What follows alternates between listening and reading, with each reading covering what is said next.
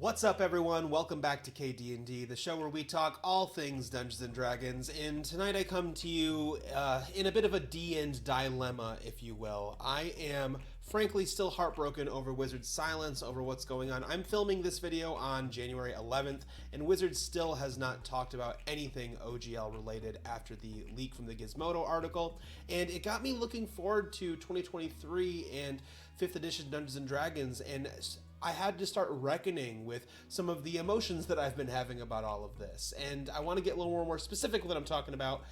That's the announced lineup that they had for Dungeons & Dragons 5th edition this year.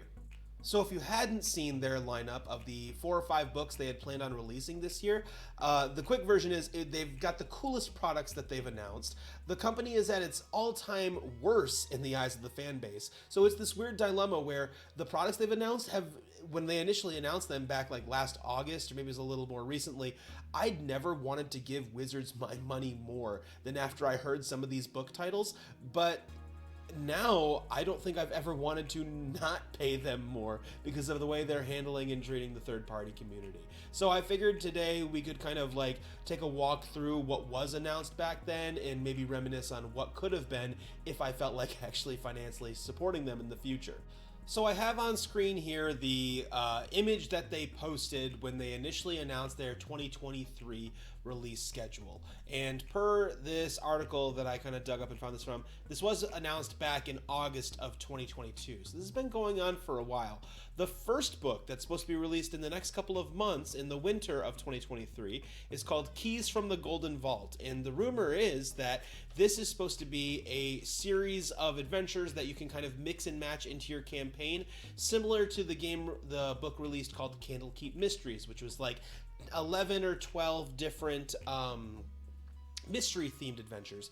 These were supposed to be adventures themed after like a heist of some sort. And so with that, teasing of information, a lot of people have assumed that perhaps this was going to be kind of like some built-in adventures that connected to the D&D movie coming out in March. And that's another really hard to pill swallow. I have not been more excited for a movie than this. Not that, I expected it to be like a piece of artistic masterpiece, but dang, was I really looking forward to go and seeing the D&D movie in March, and that might be the one thing I do give the Wizards my money for in the future, but they're certainly getting a lot less from me than they would have in 2023, because I would have bought every single one of these books. And on that note, let's get into the next one. So in the spring of 2023, they're going to be releasing Bigby Presents Glory of the Giants. This was meant to be the Fizban's Treasury of Dragons for Giants, and as someone who's run a fairly giant-centric campaign recently, I was really looking forward to diving deep into some giant lore,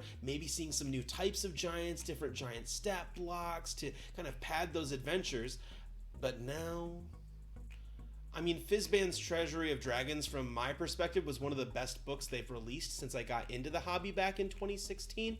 And from my anecdotal experience, it seems like Storm King's Thunder is one of the most commonly run 5e adventures. So I feel like a lot of people would have really enjoyed this content. Moving on into summer, we have the Book of Many Things, which is speculated to be a book full of magic items. And frankly, some things about this announcement scream a little bit of planned obsolescence.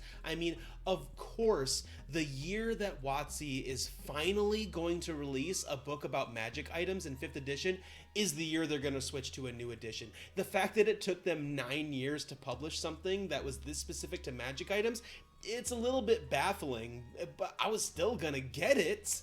Also releasing in the summer is a book centered on a Phandelver campaign, and again, the fact that they waited 9 years to publish a follow-up to their starting adventure after updating and releasing 2-3 different starting adventures and box sets. Yet funnily enough, the opening encounter of Lost Mines of Phandelver is probably one of the most common encounters I've run as a dungeon master.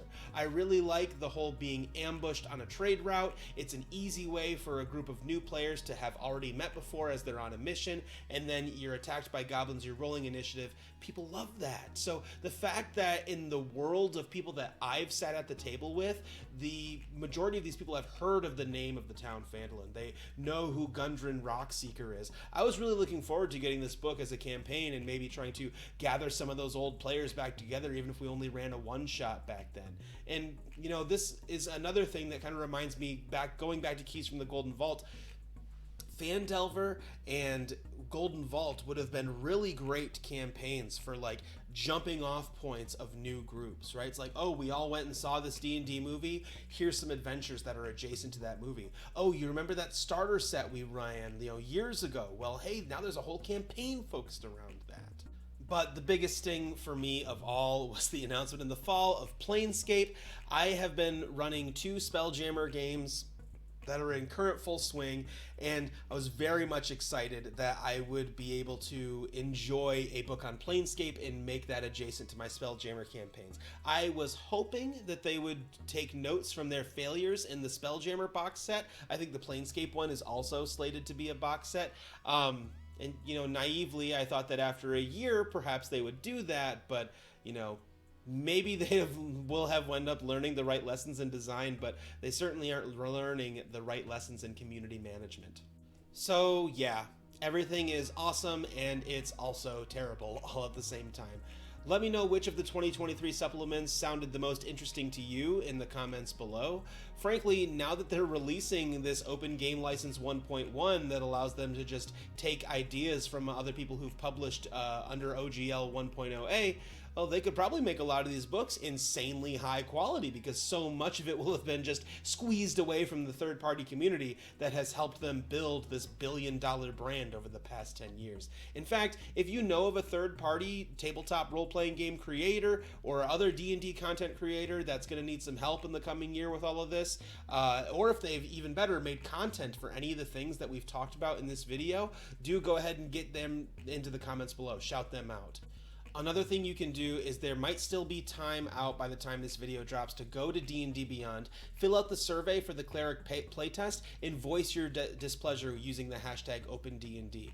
Keep it respectful, but I did go through and told them I would not be financially supporting Wizards of the Coast next year without an open gaming license, and then I canceled my paid membership to D&D Beyond and wrote in the comments the same thing. Hashtag OpenDND, baby. All right? Stick around to KD&D for more Dungeons & Dragons discussion. I'm probably going to make this my year where I branch out and try some new tabletop games. I've been getting some Kickstarters coming in. Avatar Legends role-playing game is on its way here. I just got this big old Questonomicon from XP to level 3. This is really cool. I filmed an unboxing of that. If you're interested in that, drop that in the comments and I will put that in the priority.